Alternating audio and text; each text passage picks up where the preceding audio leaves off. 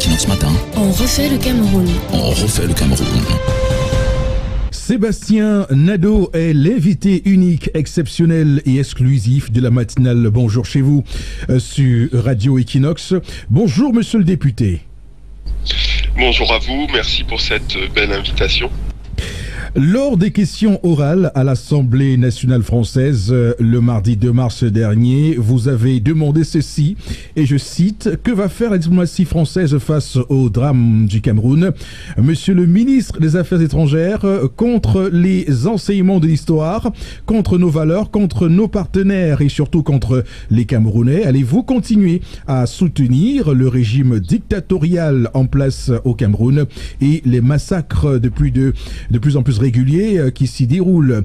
Monsieur le député de la Haute-Garonne, quels sont les fondements? Qu'est-ce qui vous fait penser que la France a la capacité d'agir au Cameroun? Écoutez, on est deux pays qui ont une histoire partagée. Ça, c'est une évidence. Et à partir de là, il y a un certain nombre d'accords.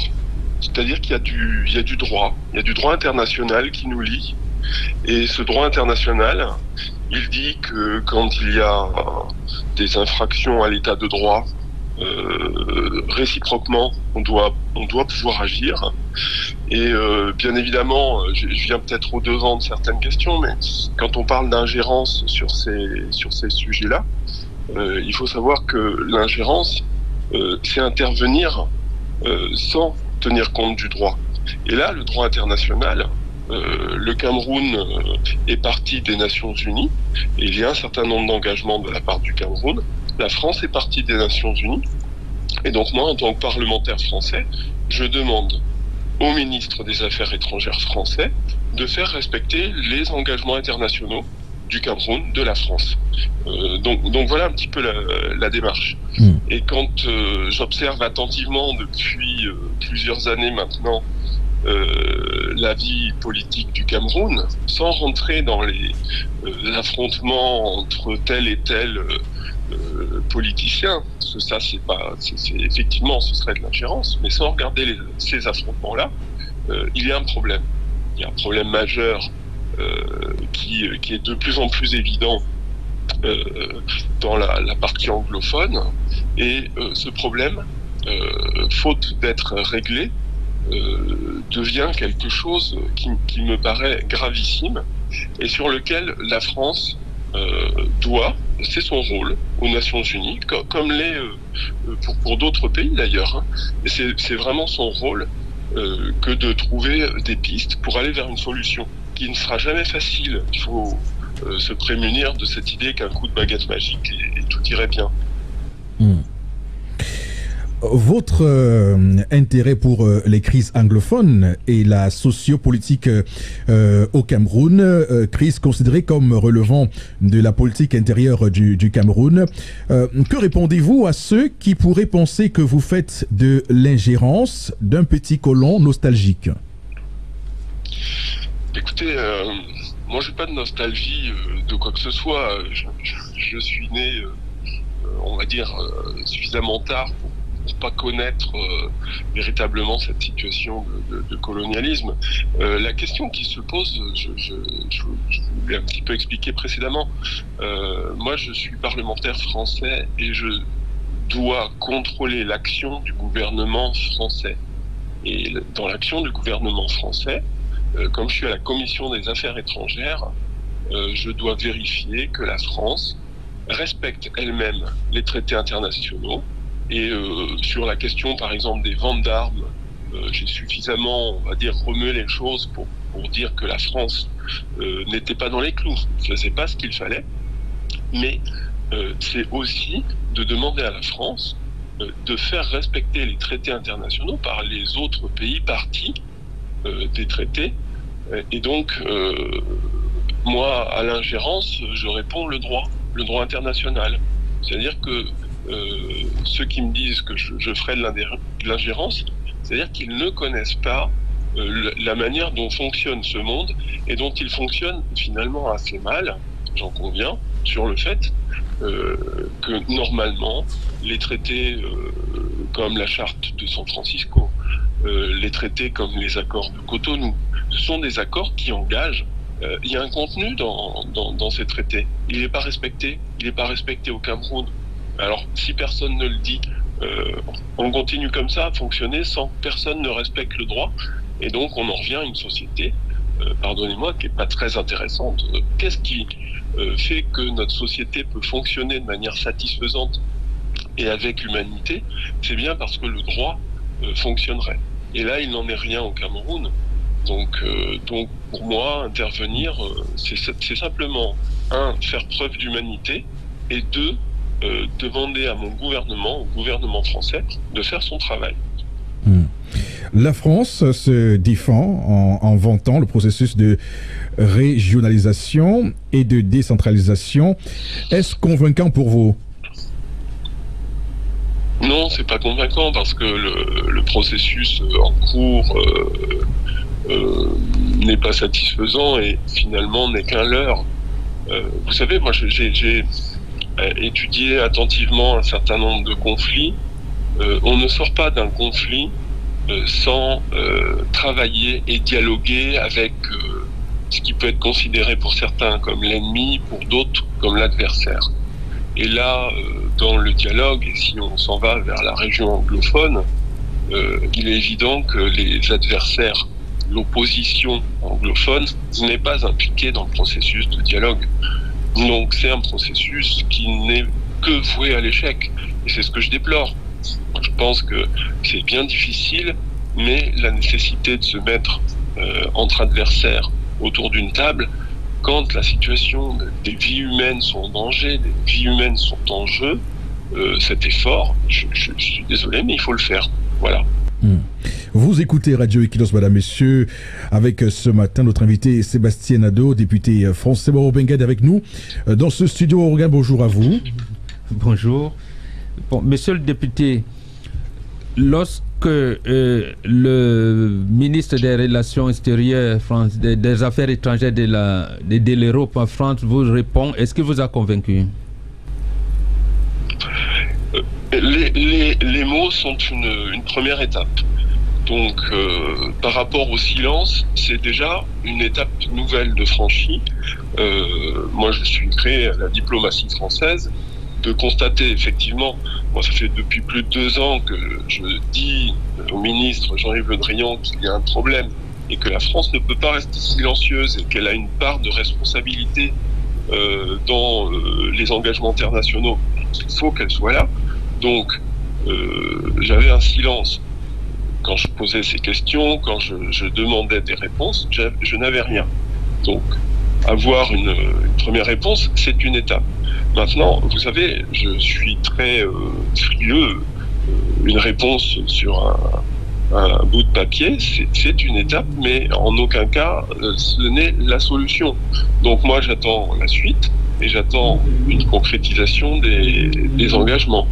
On verra si effectivement la France va dans le sens de ce message, qui est un message qui était bien évidemment un courrier qui m'était destiné, mais j'étais un petit peu utilisé comme interface. Le message s'adressait probablement davantage au gouvernement camerounais en lui disant qu'effectivement, compte tenu de la situation, en langage très diplomatique, il fallait poursuivre le dialogue, y compris avec l'opposition, et qu'il y avait un problème sérieux vers lequel il fallait maintenant se tourner et le régler. Donc moi, je suis satisfait de cette réponse, mais en même temps, je suis lucide, ce n'est pas encore le début de la solution. D'accord. Est-ce que vous avez commencé votre interview en disant la France, le Cameroun sont liés, ça c'est vrai, c'est l'histoire qui le fait. Nous sommes également liés au niveau des accords internationaux, mais lorsque vous regardez tout ça, la France intervient au Mali, RCA, Côte d'Ivoire, Cameroun. Est-ce que la France ne dit pas être partie pour mieux rester? Alors, la question qui est posée est la question de la politique générale de la France dans le continent africain. on peut avoir un très long échange sur le sujet. Et moi, je ne suis pas d'accord avec la manière dont la France procède actuellement sur le continent africain, à la fois par ses silences, à la fois par son intervention au Mali. Si je pense que l'intervention était au départ nécessaire, pardonnez-moi, mais une intervention qui dure, et maintenant qu'on est à sa 8e année, je crois, c'est pas quelque chose qui permet d'espérer une solution positive. Les militaires, c'est bien, mais il y a plein d'autres choses qui me paraissent intéressantes à travailler dans la relation, que ce soit au niveau culturel, que ce soit au niveau éducatif, et bien sûr sur les aspects économiques, mais les aspects économiques qui doivent être travaillés non pas de la centralité, c'est-à-dire des accords entre un chef d'État et un autre, ou un Premier ministre et un autre, mais entre des entreprises qui, pour le coup, trouveront de l'intérêt de part et d'autre dans chaque pays. Il y aura un échange mutuel de savoir-faire, de fonds financiers, d'investissements, mais où on a vraiment une construction totalement différente de celle qui subsiste aujourd'hui et qui n'est pas une situation symétrique. On sent bien que la France continue de vouloir imposer une espèce de relation où la France dominerait d'autres pays d'Afrique, dont le Cameroun. Et je crois que c'est une très mauvaise lecture de la réalité et africaine et de ce que la France doit dire au monde aujourd'hui dans la manière. Donc voilà, si on regarde un petit peu plus largement que le Cameroun, je crois que la France, finalement, elle est un petit peu dans un moment où elle a perdu sa boussole. La situation au Sahel ne fait qu'empirer. On a eu en une semaine plus de 200 morts civils au Niger. C'est bien le témoignage que l'intervention militaire française ne permet pas de trouver une solution. Je suis pas en train de vous dire que c'est à cause de la France qu'il y a eu ces morts, mais par contre, on mesure à travers cette situation que la solution ne vient pas d'une solution militaire. Monsieur le député, que pensez-vous de la France-Afrique ? La France-Afrique, c'est quelque chose qui a existé, qui a continué d'exister et qui existe encore.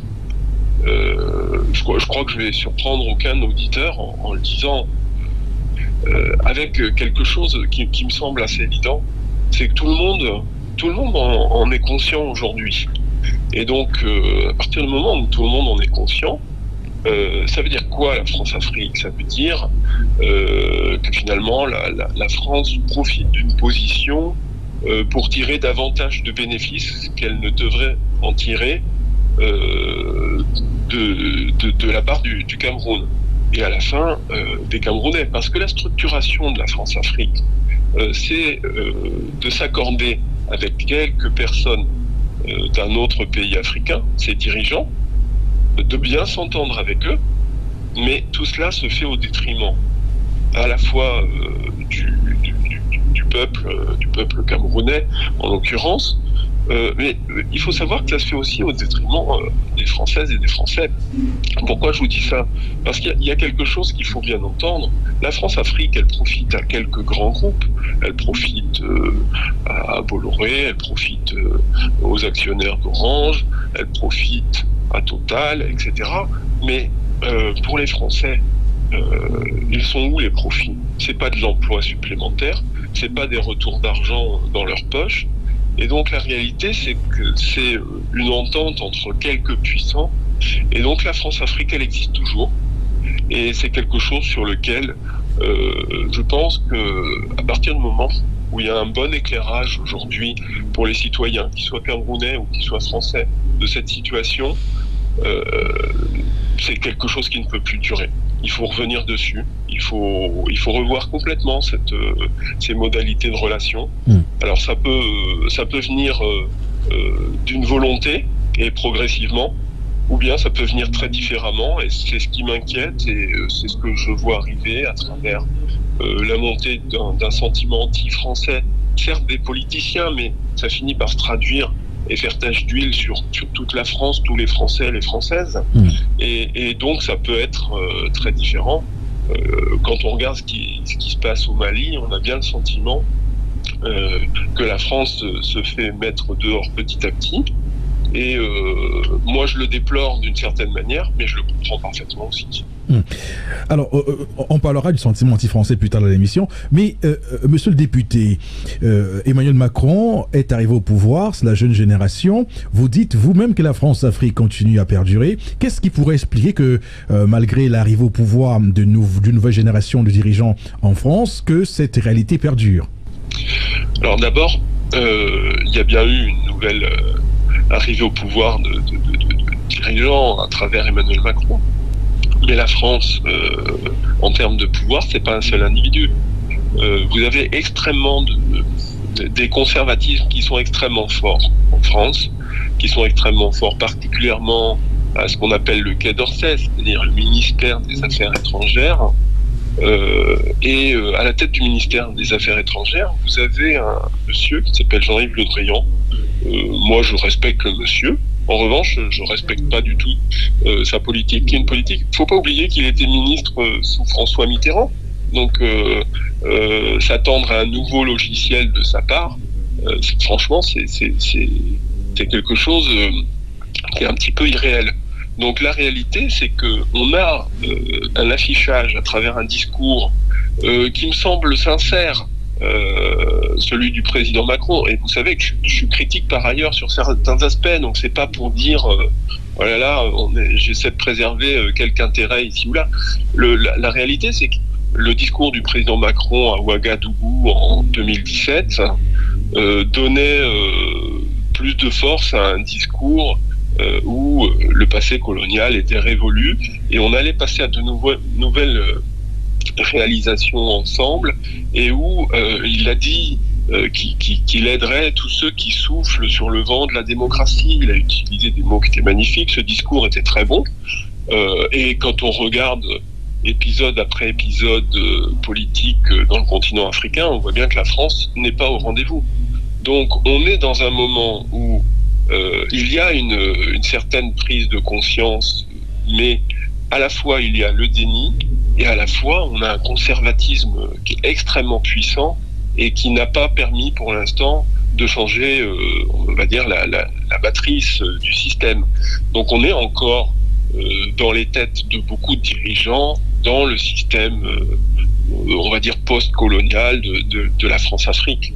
Voilà où on en est. On n'a pas encore fait notre mue, et peut-être que le président Macron va être un peu plus insistant pour qu'il y ait des avancées de ce côté-là.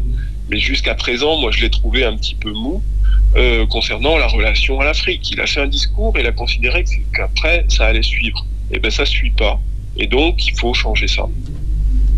Justement, monsieur le député, ce qu'on veut savoir aussi, c'est est-ce qu'on peut expliquer ici que la France travaille tacitement à imposer la francophonisation des régions anglophones du Cameroun? Mais, écoutez, je me suis vraiment posé la question. Je ne crois pas que ce soit le sujet. Je ne crois pas que la France ait été si silencieuse sur le conflit anglophone pour des raisons linguistiques.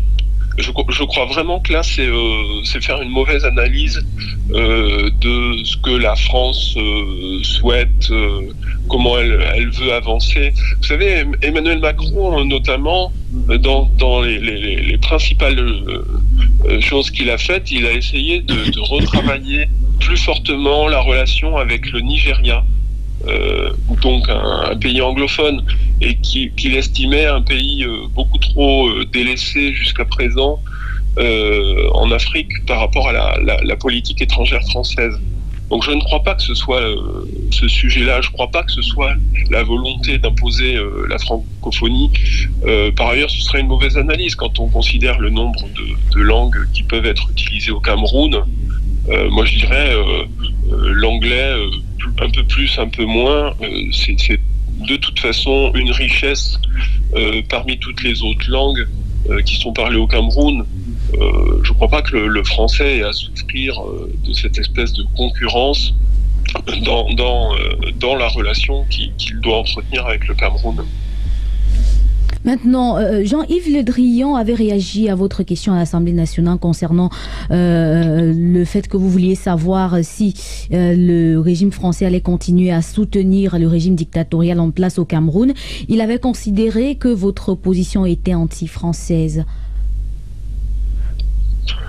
Alors, d'abord, c'est le secrétaire d'État à la francophonie qui m'a répondu pour me dire ça. C'est une manière un petit peu facile de ne pas répondre à la question que j'avais posée d'abord, et de détourner le problème et d'essayer de faire croire aux Français et aux Françaises que parce qu'on critique la politique étrangère d'un pays, de notre pays, de mon pays que j'aime, je serais anti-français. C'est totalement ridicule. Mon rôle au Parlement, c'est de contrôler l'action du gouvernement. Donc, contrôler, ça veut dire que quand il y a des choses positives, je peux le dire, mais c'est surtout de faire ressortir les incohérences et les choses qui ne me paraissent pas satisfaisantes. Si le ministère des Affaires étrangères ne peut pas entendre la critique et considérer que dès qu'on critique, on est anti-français, je pense qu'ils ont un sérieux problème. Donc sur ça, je dirais que pour moi, je l'ai perçu quand même comme une grosse maladresse venant de leur part. Et surtout, mon impression a été, puis ça s'est confirmé par la suite, c'est-à-dire que le ministre Jean-Yves Le Drian a repris le dossier en main très vite, se rendant compte que le secrétaire d'État connaissait très mal le sujet finalement, et aurait mieux fait de parler d'autre chose que de me répondre, puisque manifestement il était quand même bien à côté de la plaque dans sa réponse dans laquelle il expliquait en gros que tout se passait bien au Cameroun et que le processus de dialogue en cours allait permettre de trouver une issue assez rapidement. Bon, chose qui paraît, pour n'importe quel Camerounais, je pense, paraît complètement aberrante. Vous estimez que si la France avait voulu mettre dans l'agenda du Conseil de sécurité de l'ONU le conflit anglophone, elle l'aurait fait en juillet 2020. Ça aurait débouché sur quoi ? Écoutez, la première chose sur laquelle ça aurait pu déboucher, c'est la mise en œuvre d'une mission des Nations Unies d'enquête sur les différents moments d'exaction qu'il y a pu avoir. Ça débouche sur quoi? Ça va pas faire revivre les morts, malheureusement.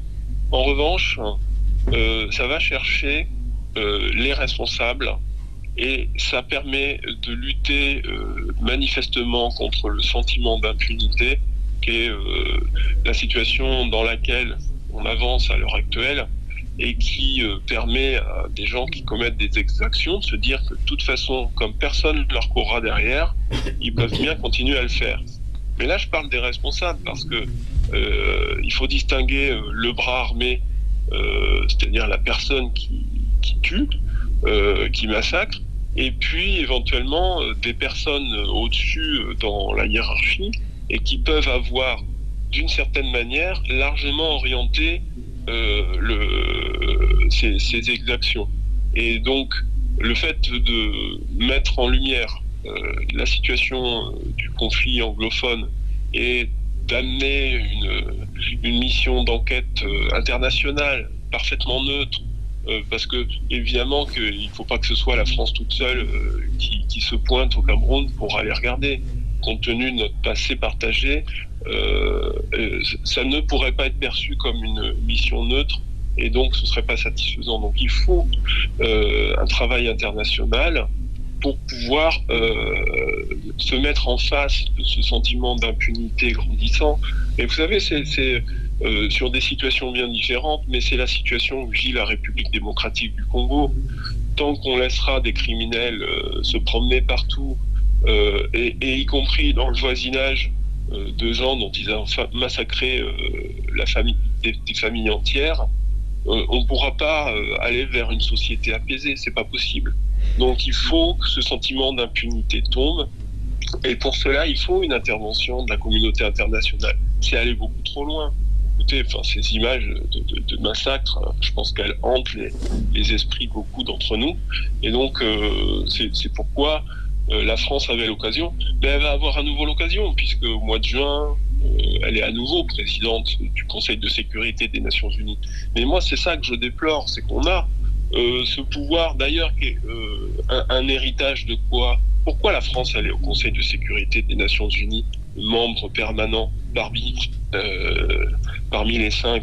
C'est parce qu'elle a été considérée au sortir de la guerre avec son empire colonial. Elle ne l'a plus. On est un tout petit pays maintenant. Et ce tout petit pays est encore au Conseil de sécurité. Et pour moi, il y a une dette absolue. On se retrouve au Conseil de sécurité à un lieu qui est quand même un lieu de pouvoir, et pas celui auquel, fort logiquement, on devrait être, excusez-moi, mais qui est pas un pays africain au Conseil de sécurité, c'est une aberration, qui est pas l'Inde au Conseil de sécurité, c'est une aberration, et ainsi de suite.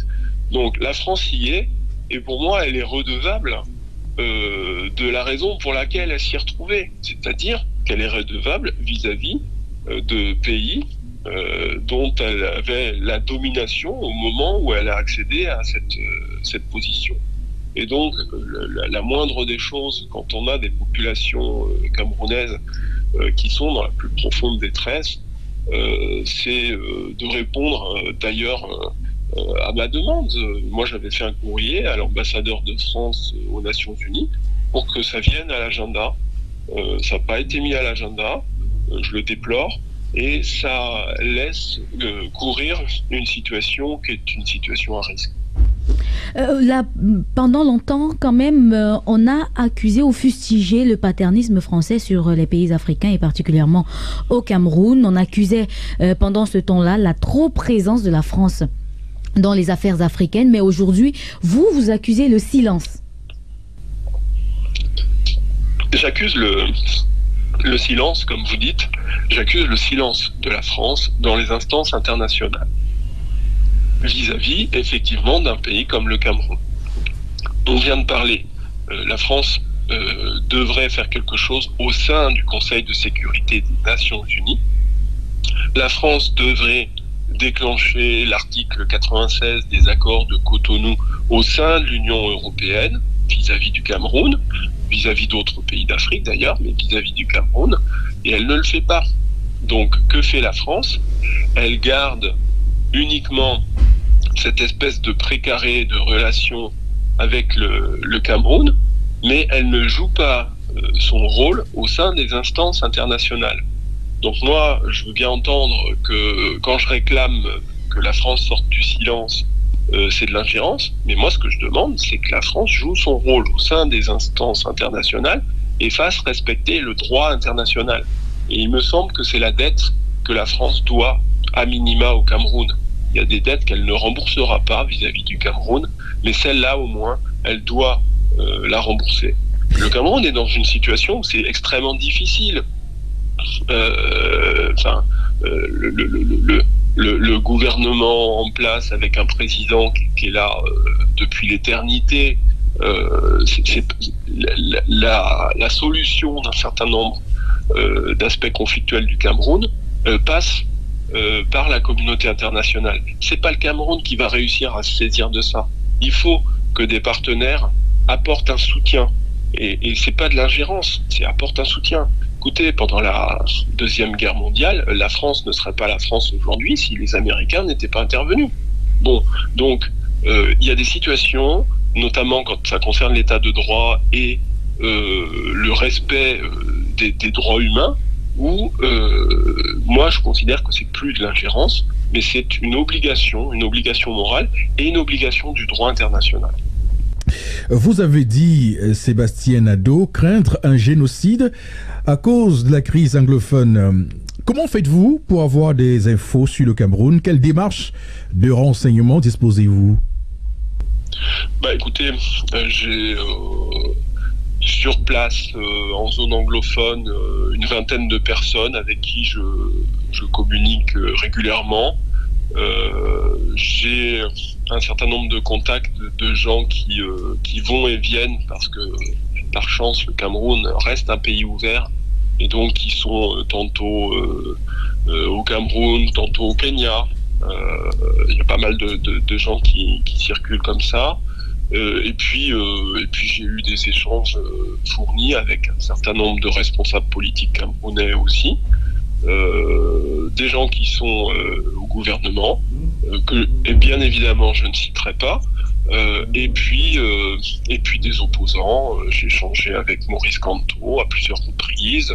Je crois que il y a aussi un facteur essentiel. Il faut savoir faire le tri dans tout cela, mais les réseaux sociaux ont apporté une nouvelle manière d'avoir de l'information. Et à travers les réseaux sociaux, bien sûr qu'il faut faire le tri. Il y a parfois des images qui ne correspondent pas à la réalité du terrain, mais on peut quand même avoir pas mal d'informations.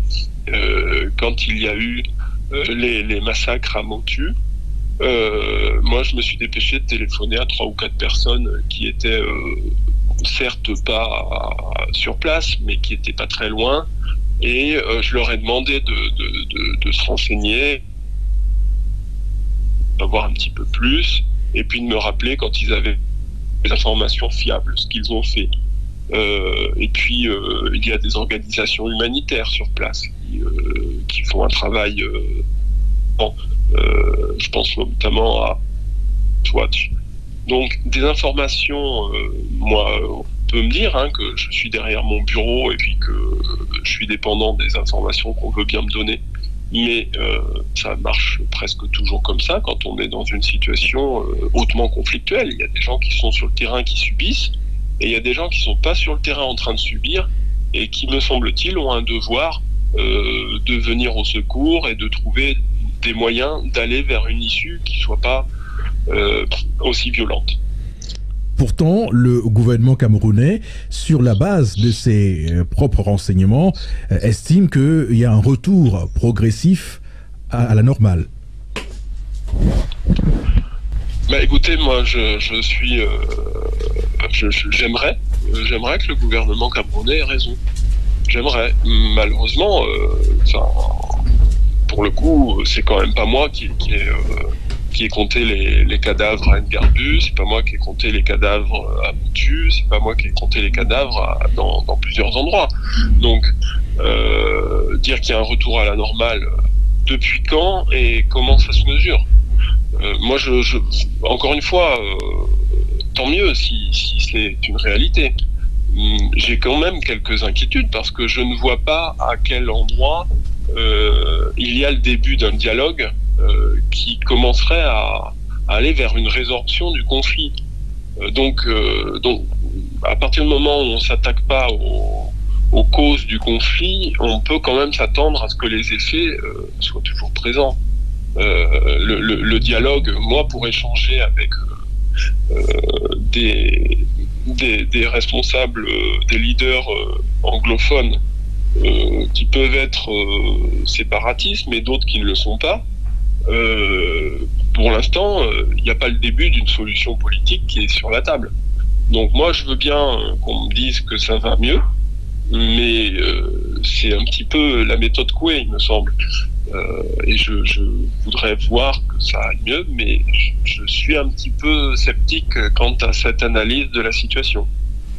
Sébastien Nadeau, député français, est notre invité ce matin sur Radio Equinox jusqu'à 9h ce matin. On marque une courte pause, monsieur le député. Restez en ligne avec nous. Tout à l'heure à 8h sera la revue de presse. 8h10, nos auditeurs vous poseront des questions. Vous serez face à eux.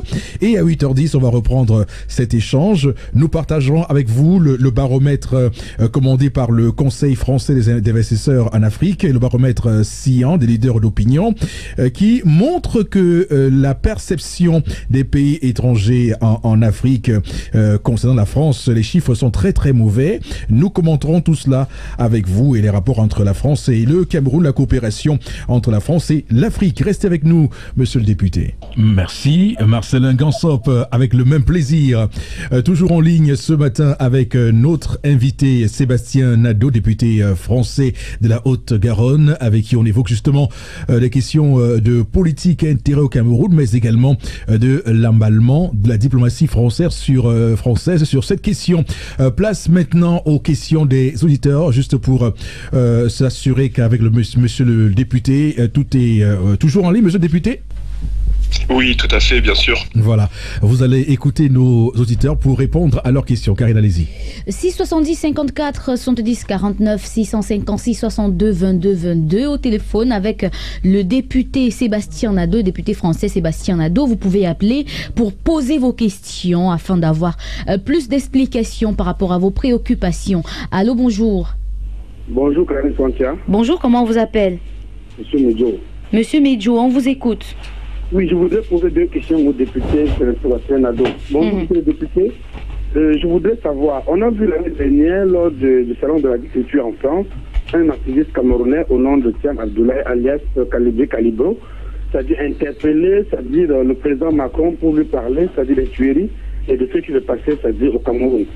Et il a parlé des morts au nom des arrestations arbitraires et des détentions arbitraires pendant ces cérémonies-là. Et puis il a promis qu'il devait faire quelque chose à ce sujet. Nous voudrions savoir exactement à quel niveau on en est et qu'est-ce qu'a fait l'Assemblée nationale française par rapport à cette interpellation-là. Et la deuxième question de savoir, encouragez-vous ces activistes à continuer ce combat dans ce sens ou bien quel conseil donnerez-vous à ces gens pour qu'on en arrive à une bonne fin? Merci. Merci à vous. Monsieur le député, vous avez écouté les questions de notre intervenant? Oui, tout à fait, tout à fait. Ben, c'est une question qui est toujours difficile. Jusqu'à quel point il faut considérer que les activistes ont une activité positive pour faire évoluer les choses. Moi, vous savez, je suis un démocrate, donc dans les limites que sont celles de la violence, que ce sont celles des règles du droit, je pense que toute personne activiste, comme vous l'avez dit, ou militante qui s'émeut et qui combat une situation injuste, moi je l'encourage, effectivement. Vous avez parlé de Calibro, avec qui j'ai des contacts de temps à autre. C'était très important son interpellation du président de la République. Donc sur la manière, sur la forme, peut-être qu'il y a d'autres voies à explorer. Moi j'essaye d'interpeller le gouvernement français, mais c'est sûr que ça a permis de mettre en lumière cette situation et qu'elle vienne aux yeux, on va dire, de tous les politiciens français, ce qui n'était pas le cas jusqu'à ce moment-là, finalement. Donc, ça a eu son importance. Donc, bien sûr qu'il faut militer, bien sûr qu'il faut combattre l'injustice, et ça nécessite effectivement parfois que des gens prennent des positions qui sont assez dures. Mais ce combat est à mener. Il y a bien un problème de détention arbitraire au Cameroun. Ça fait maintenant 3 ans que j'ai des échanges plus ou moins réguliers d'ailleurs avec Amadou Vamouké, l'ancien directeur de la CRTV, en dépit du fait que le groupe de la détention arbitraire des Nations Unies a rendu un rapport demandant sa libération immédiate. Et ça, c'était il y a presque 1 an, après avoir exploré son dossier. Il est toujours emprisonné avec une maladie neurologique, dans une situation que vous connaissez comme moi, de virus qui peut atteindre des gens qui sont fragilisés. Bref, on a quelqu'un qui incarne, à travers Amadou Vamouké, l'arbitraire de toutes ces détentions. Il y a des anglophones qui sont des prisonniers politiques, il y a des francophones qui sont prisonniers politiques, il y a des prisonniers qui n'ont rien à faire dans les prisons. Et donc, c'est un des stigmates d'un problème du régime camerounais aujourd'hui, que cette impossibilité à faire justice. Rendez-vous compte qu'Amadou Vamouké en est à 56 ou 57 comparutions au tribunal. C'est d'une telle violence que demander à ce monsieur à chaque fois de venir se présenter sans jamais lui apporter quoi que ce soit qui s'apparenterait à de la justice, d'accord. C'est vraiment un problème. Merci monsieur Nadeau. D'autres questions? Allô, bonjour. Bonjour Karine. Bonjour, comment on vous appelle? Je suis Rostand Ouété de Dola. Votre question, Rostand. Je salue déjà le combat de M. Nado aux côtés du peuple camerounais à la quête de sa liberté. Déjà, je voudrais demander à M. Nado qu'est-ce qu'il pense des mobilisations des peuples camerounais qui se manifestent souvent là-bas en France et quel impact ces mobilisations, comment l'Assemblée nationale française voit ces mobilisations-là. Et est-ce que, par la suite, est-ce qu'en tant que député du peuple français, est-ce qu'il ne pourrait pas mobiliser une partie ou bien la totalité du peuple français pour défendre la liberté des peuples camerounais? Oui, merci. Monsieur le député. Alors, le fait est qu'il y a une diaspora conséquente de Camerounais en France, avec des très belles mobilisations, très intéressantes, parce que, vous savez, les médias français sont un petit peu comme les politiques françaises, c'est-à-dire beaucoup centrés sur leur nombril. Et aujourd'hui, les médias français ne parlent que très peu de la situation dans les pays africains, de la situation au Cameroun. Donc, le fait qu'il y ait des mobilisations de la diaspora est un processus essentiel si on veut espérer voir changer les choses. En plus, le Cameroun a cette chance d'avoir une diaspora avec des gens de très haut niveau, intellectuels, de formation professionnelle, d'insertion dans la société. Et donc, il y a une force très très intéressante qui, en plus, a envie de rendre service à son pays. Donc, c'est tout à fait intéressant. Quant à la question de la mobilisation en tant que député français pour mobiliser les Français sur ces sujets, c'est ce que j'essaye de faire avec toutes les difficultés de l'exercice, c'est-à-dire on est sur le sujet typiquement où les Françaises et les Français sont peu tournés. Et moi, vous savez, je regarde les informations sur la BBC, parce que il y a d'autres défauts certainement en Angleterre, mais n'empêche qu'ils sont tournés sur le monde. La France n'est pas actuellement suffisamment à regarder ce qui se passe à travers le monde et ce qui se passe dans des pays avec lesquels on a pourtant beaucoup de relations. Donc la mobilisation, elle est en cours, elle est difficile à mener, et celle des Camerounais qui sont en France pour toutes sortes de raisons, pour toutes sortes de bonnes raisons, bien sûr qu'elle est précieuse et qu'elle est archi nécessaire pour le futur du Cameroun. Ok, monsieur le député, on vous prie d'être un petit peu bref. Vous connaissez un maximum d'auditeurs, au moins 3 ou 4. Un troisième, peut-être, Karine? Allô, bonjour. Oui, merci. Bonjour à tous et bonjour à l'honorable. Bonjour. Je m'appelle James Lacteur. Alors, je voudrais savoir, est-ce que la France n'a pas plus à gagner à ce que ce conflit perdure, notamment à travers la vente des armes ou, entre guillemets, la coopération internationale? Et vous, honorable, est-ce qu'avec quelques diamants et des essences forestières, votre discours ne va pas changer à l'avenir? Merci. Monsieur le député. Écoutez, ça pose toute la question de l'ordre des priorités, à la fois pour un pays comme la France et à la fois pour un représentant de la nation. Mon ordre des priorités, c'est de m'attacher à la question des droits humains avant les questions économiques. Donc non, les diamants et autres ne me feront pas changer dans mon parcours. Et quant à la question de la France, je pense qu'on est sur une solution à très très court terme. Mais en réalité, si on n'effectue pas un changement assez radical dans la politique de la France, économiquement parlant, ça va être une défaite très lourde et considérable à l'échelle de quelques années, quelques courtes années. Donc il faut changer et il faut s'en tenir à ce qu'on met comme priorité. Et je crois que la France doit mettre des priorités autour des questions de l'état de droit comme véritablement centrales, parce que c'est son image de marque et parce que c'est ce qu'elle a à dire au monde. Allô, bonjour. Allô. Bonjour l'auditeur, il est parti.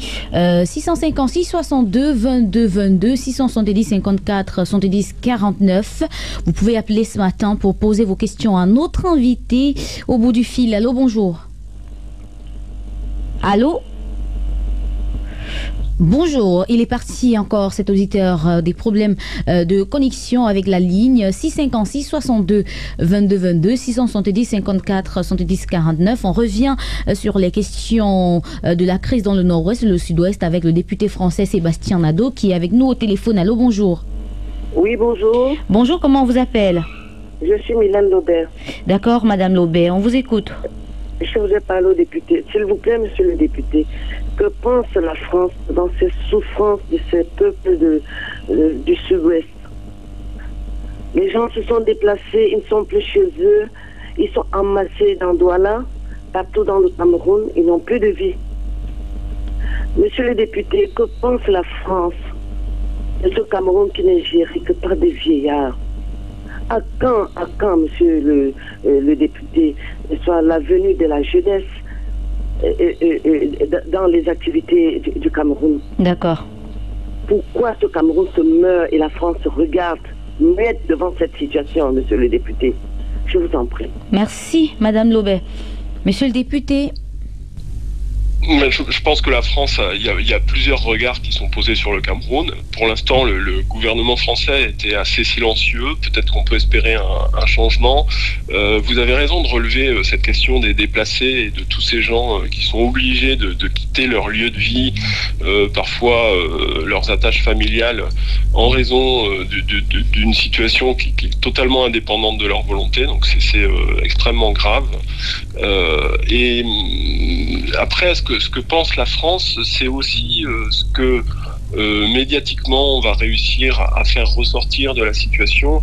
Quant à la question des gens très âgés aux commandes du pays, c'est vrai que c'est quand même assez frappant à travers le président du Sénat, le président de la République.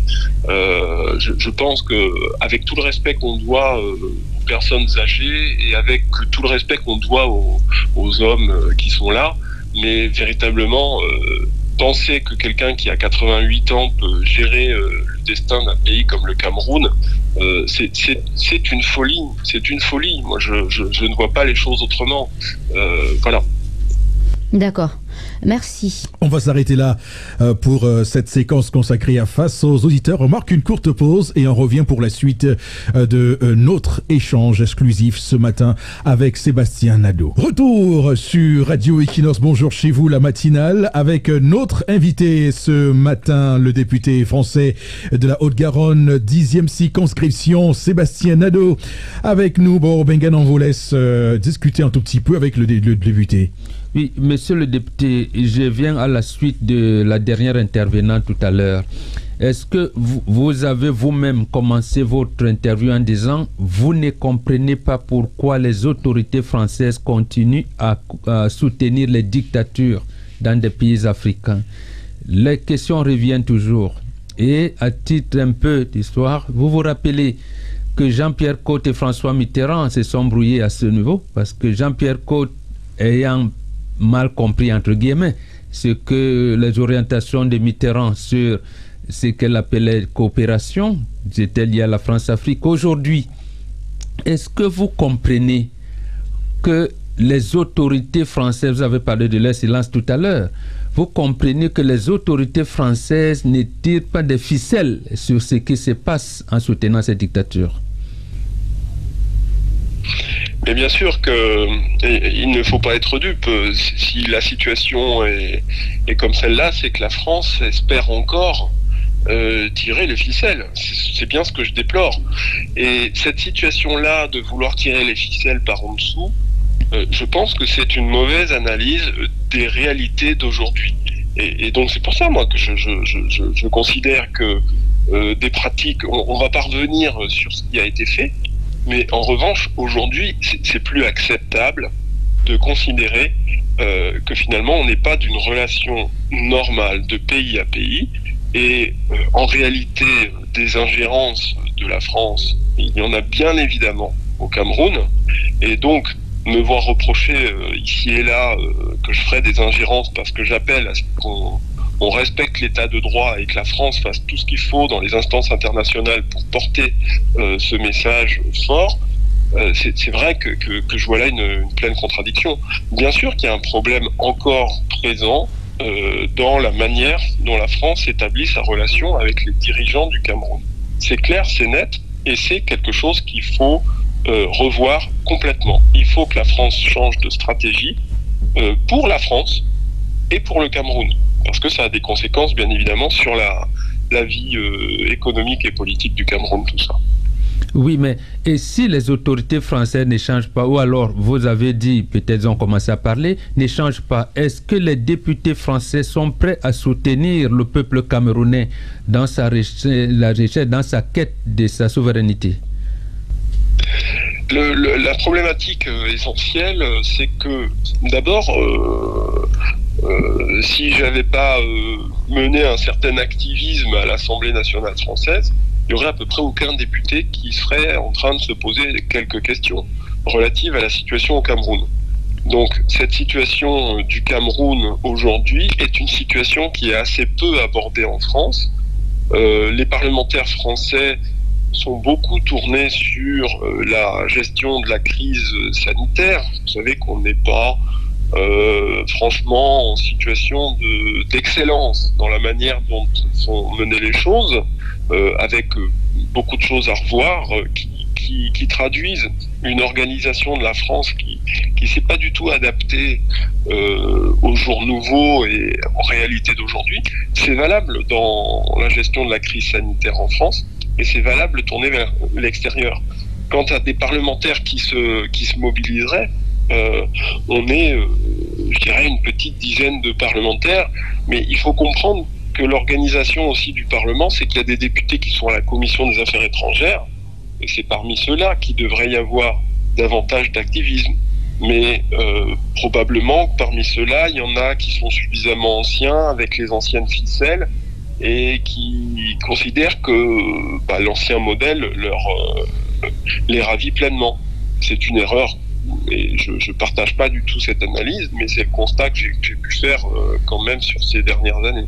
Oui, mais est-ce que les autorités françaises, on avait vu un certain pan avec la justice française, notamment dans ce qu'ils ont appelé les biens mal acquis? Est-ce que, député que vous êtes, vous pourrez explorer cette piste-là pour que les biens mal acquis, entre guillemets, bon, il appartiendra à la justice de requalifier, mais au moins est-ce que certains comptes bancaires, certains avoirs des autorités camerounaises notamment, soient vus en face et relayés ou dénoncés par les députés que vous êtes? Alors, il y a différents sujets, je pense, dans votre question. Sur les biens mal acquis, c'est vraiment la justice française qui doit faire son travail et qui le fait. Vous savez, la justice française, elle est avec, certes, pas une indépendance totale vis-à-vis du pouvoir exécutif et du pouvoir des parlementaires, mais il y a quand même cette réalité. Et c'est tant mieux, et c'est très bien. S'il n'y avait pas cette indépendance, est-ce que la justice française poursuivrait Vincent Bolloré pour les faits de corruption qu'il a reconnus d'ailleurs alors pour le coup c'était au Togo et puis en Guinée, mais vous savez qu'il y a aussi des enquêtes en cours concernant le Cameroun et concernant son sujet. Donc la justice française, parce qu'elle est indépendante, peut intervenir et essayer de faire la lumière sur un certain nombre de sujets. Ensuite, sur les biens mal acquis, je ne sais pas si votre question englobe l'aspect culturel d'un certain nombre de biens culturels qu'on a oui, tout à fait. Tout à fait. Sur cette question-là, la France est en train d'évoluer. Je mets ça au compte du président Macron qui a demandé à ce qu'on effectue un travail sérieux sur ces questions. Ça ne va certes pas assez vite, mais il y a vraiment une volonté, y compris à l'Assemblée nationale, parce que pour restituer des biens culturels, il faut aujourd'hui que ça passe par un vote à l'Assemblée nationale. C'est ce qui a été fait pour des biens culturels qu'on a restitués au Bénin et au Sénégal il y a 2 ou 3 mois. La procédure est un petit peu trop longue, un petit peu trop lourde, mais elle existe et on est sur ce chemin.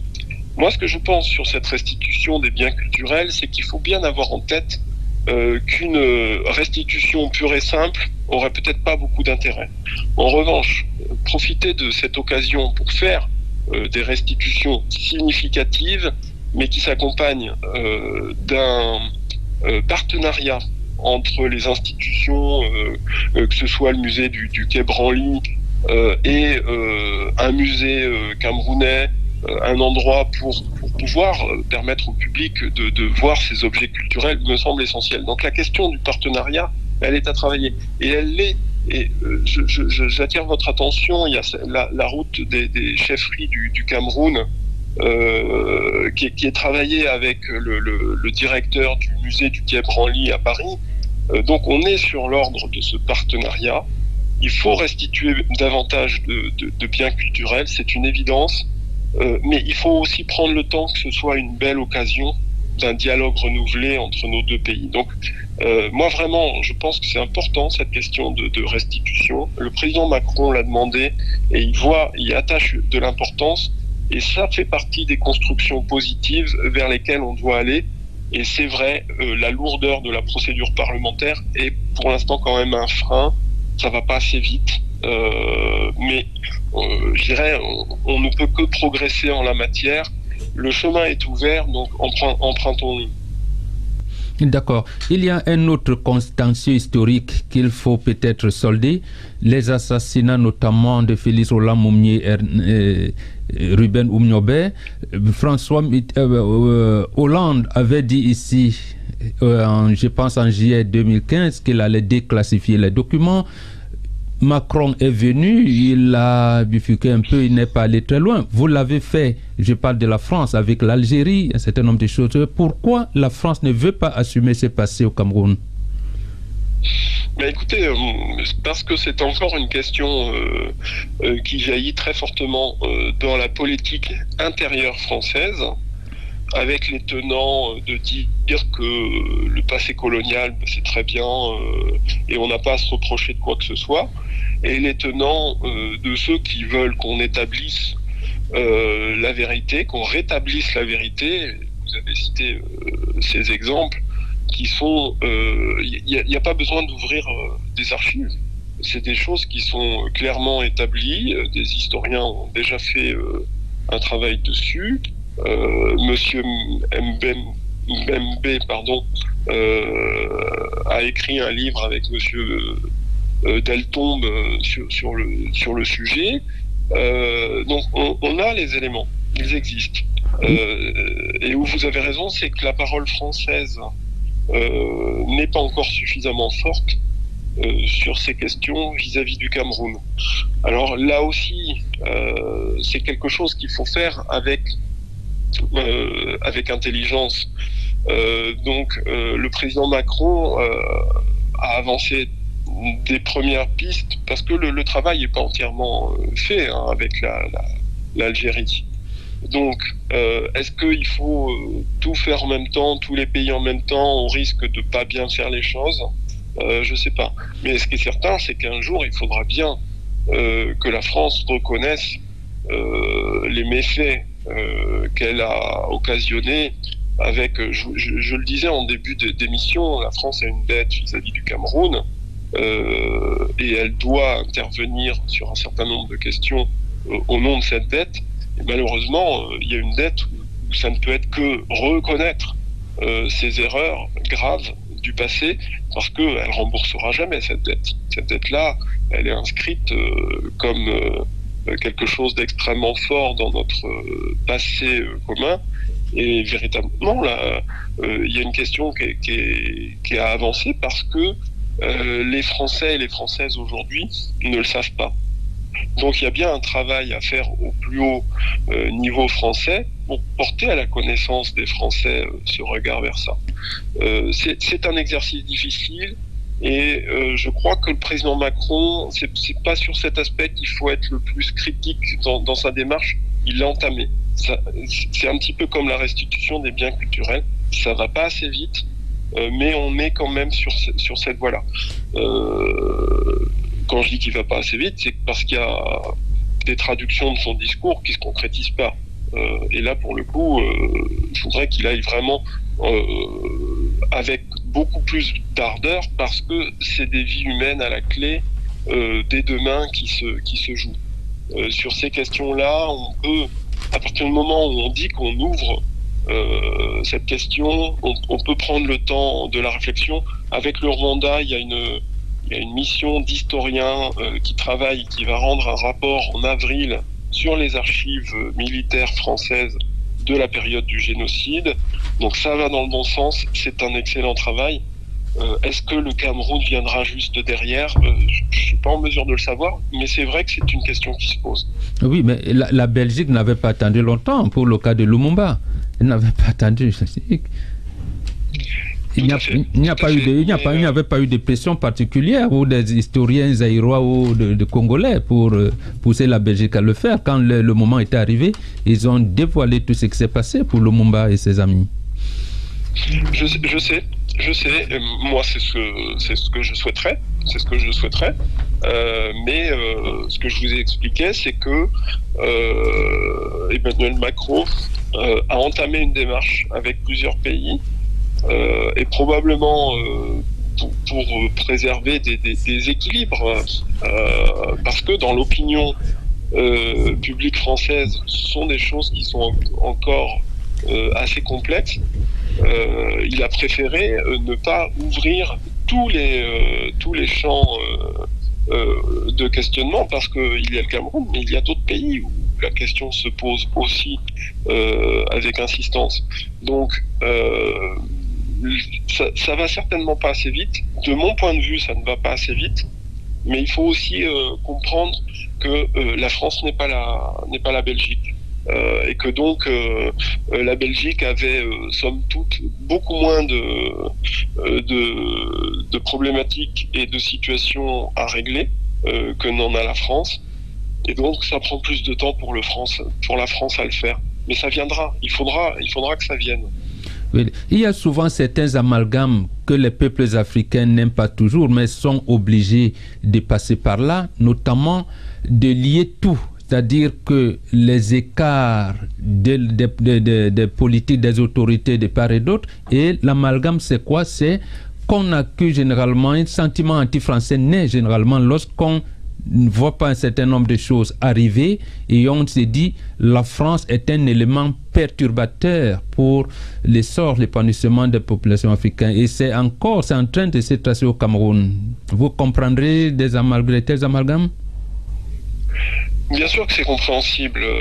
Ce qu'il faut avoir en tête, d'abord, c'est que la France, c'est pas un bloc homogène. D'ailleurs, vous m'invitez ce matin et aucunement j'ai la même parole que peut l'avoir quelqu'un du gouvernement français aujourd'hui. Et donc, moi, je conçois parfaitement le sentiment anti-élite politico-économique française. Parce que ce sentiment, il est fondé sur un certain nombre de réalités. La première d'entre elles, c'est un soutien à un régime qui n'a plus lieu d'être au Cameroun. Voilà. Donc moi, je comprends qu'il y ait ce sentiment. Après, les Françaises et les Français ont toutes leurs difficultés du quotidien, ne sont pas spécifiquement informés, et donc avoir un sentiment contre des citoyens et des citoyennes françaises, ça n'a plus beaucoup de pertinence.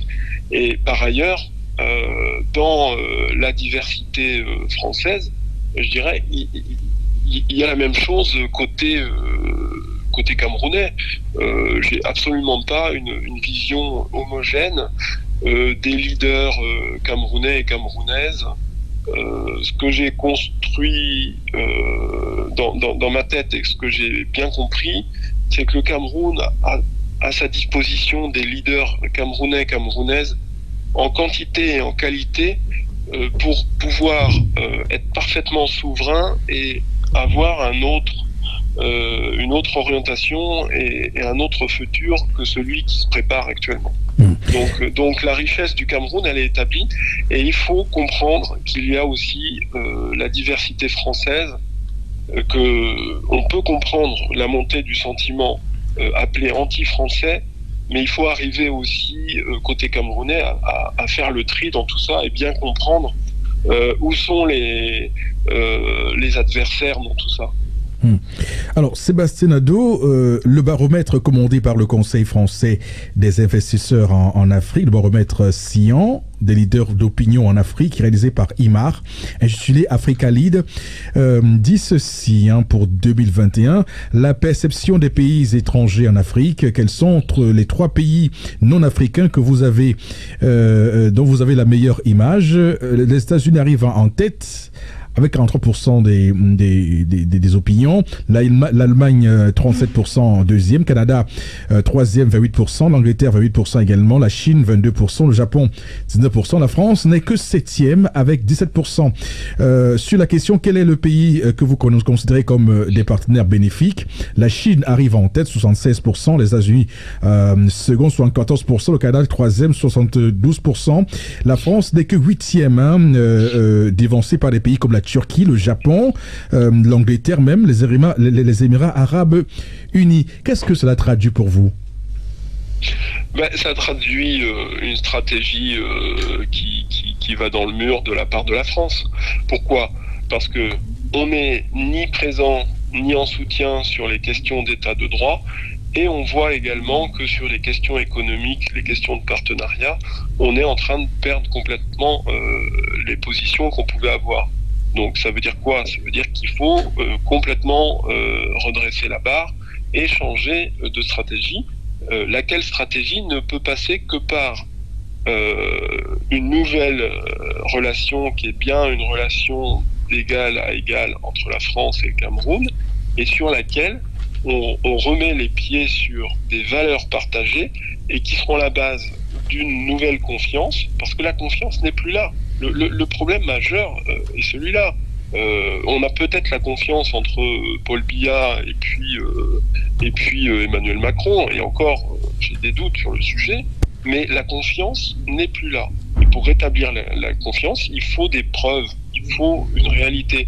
Donc ce que se traduit ce sondage, c'est que je pense qu'il y a eu un frémissement quand Emmanuel Macron a été élu, et que les Camerounais se sont dit, voilà, quelqu'un avec qui on va pouvoir espérer en la France de nouveau.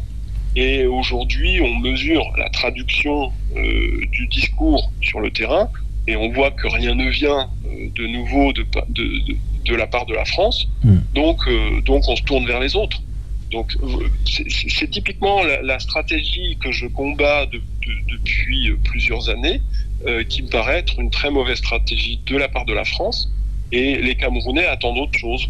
Et si rien d'autre ne vient, eh bien ils se tourneront vers d'autres pays, et la France, après, elle se regardera toute seule dans son miroir, mais elle n'aura plus rien à faire, à avoir comme partenariat avec le Cameroun. Voilà vers quoi on va dans cette spirale un petit peu infernale aujourd'hui. Alors, vous avez récemment déclaré à nos confrères de Le Messager, je cite, « Pendant que des massacres ont lieu, l'ambassadeur de France au Cameroun passe son temps sur les courses cyclistes. » Vous semblez là critiquer l'action du représentant français au Cameroun.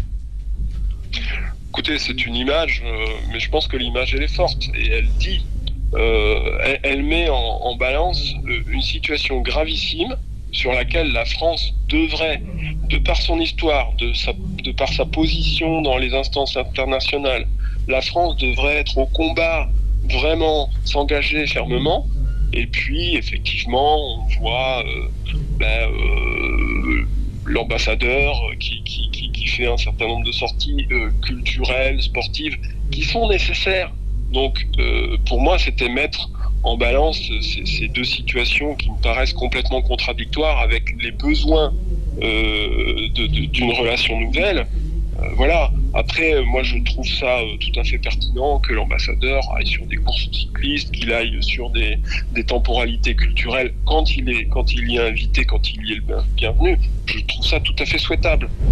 Par ailleurs, les courses cyclistes, c'est une manière d'aller au contact des populations. Donc, c'est aussi prendre la température. Mais je pense qu'il a la température. Donc, de cette température, c'est qu'est-ce qu'on en fait, qu'est-ce qu'on change. Donc, il fallait voir là un mode provoquant, mais pour le ministère des Affaires étrangères français, pour dire, vous voyez bien que votre boussole, elle est mal orientée, il il faut la réorienter. D'accord. Donc bien sûr que c'est une critique clairement établie de ce qui est fait sur le terrain au Cameroun de par la France.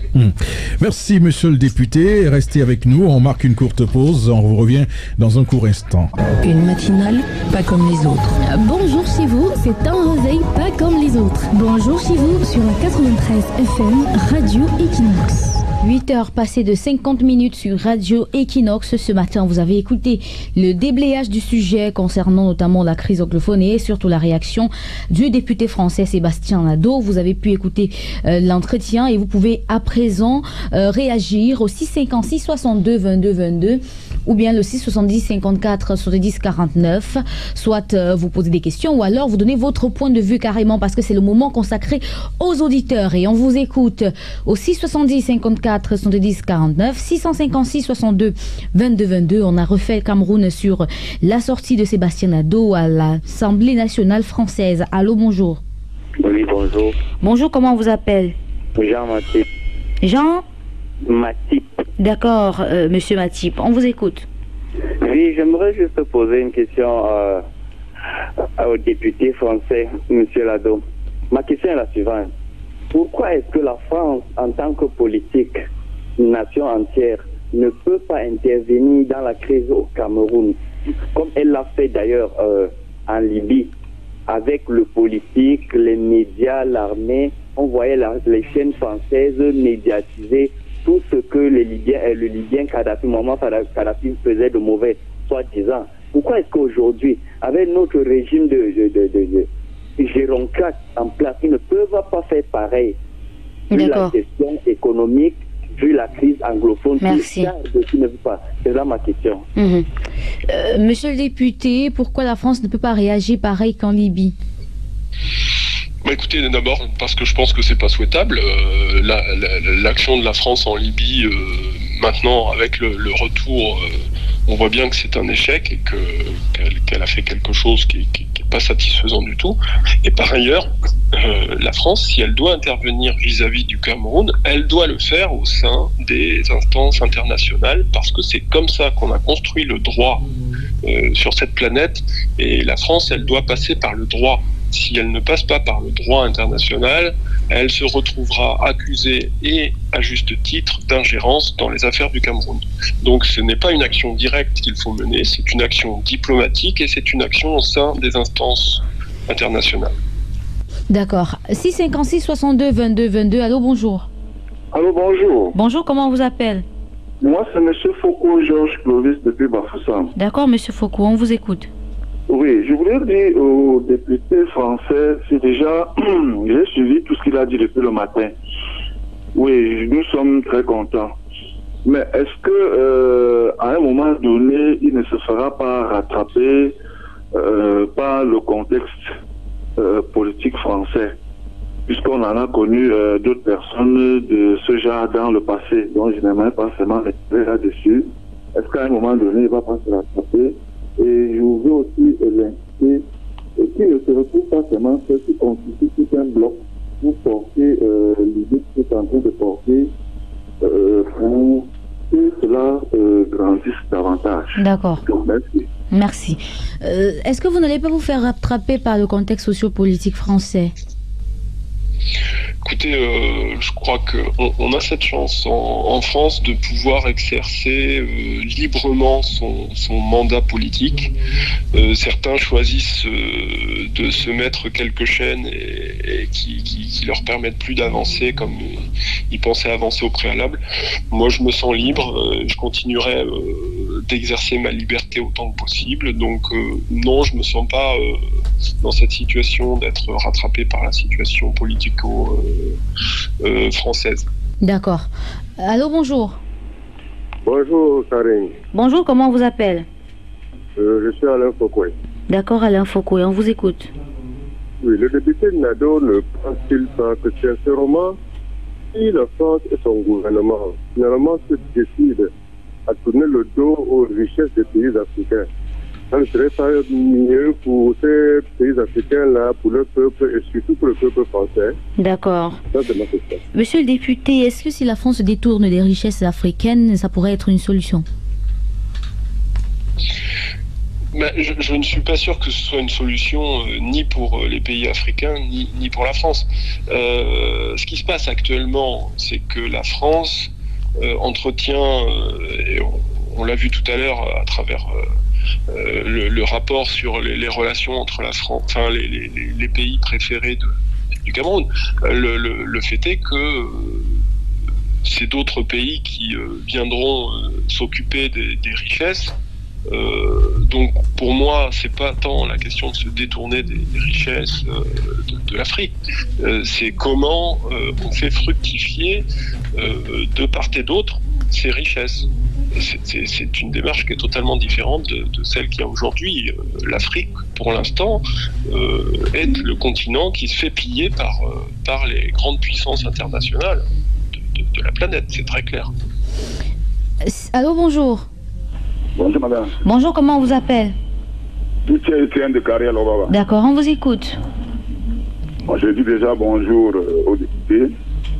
J'aimerais savoir pourquoi en Afrique, ce n'est que des pays qui sont riches en matières premières qui ont ce problème de conflit.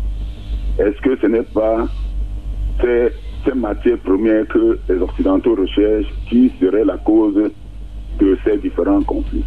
Merci. Merci. Monsieur le député, on vous écoute. Oui, ben ça me permet de développer ce que j'ai dit juste avant.